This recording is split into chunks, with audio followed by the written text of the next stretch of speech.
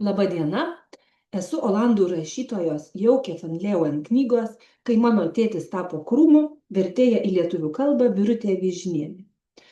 Jauke van Leeuwen yra žymi olandų rašytoja, su jos knygomis užaugo ne viena olandų ir belgų vaikų karta. Man šios rašytojos kūryba pirmiausia įsiminė dėl to, kad jinai pati iliustruoja savo knygas. Ir daro tai puikiai. Kartą pamatęs jos iliustruotą knygą jau tikrai nesupainiosi jos stiliaus su niekuo kitu. Kitas dalykas, kuris iškart krito į akis, yra tai, kad Jauke van Leeuwen kalba apie rimtus dalykus, apie dramatiškus, liūdnus dalykus.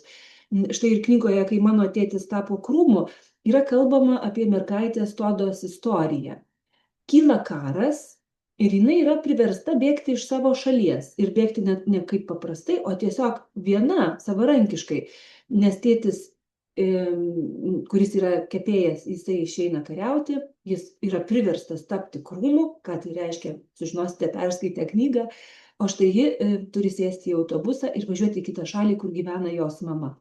Pakeliui jinai sutinka daug žmonių, patiria daug nuotykių, kurie visi rodo mūsų suaugėlių akims jau gana įprastas tokias situacijas, kurios iš tiesų vaikams gali atrodyti absurdiškos.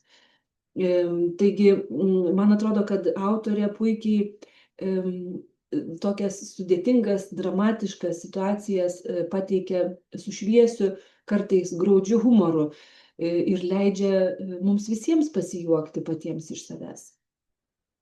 Man regis, kad knyga geriausia būtų skaitoma pradinių klasių moksleivių, bet žinoma, jinai puikiai tinka ir suaugusiems, ir tiems tėvams, kurie ieško būdų, kaipgi kalbėti apie karą su savo vaikais, kaip surasti tinkamą kalbą, paaiškinti dalykus, kurių nėra paprasta paaiškinti.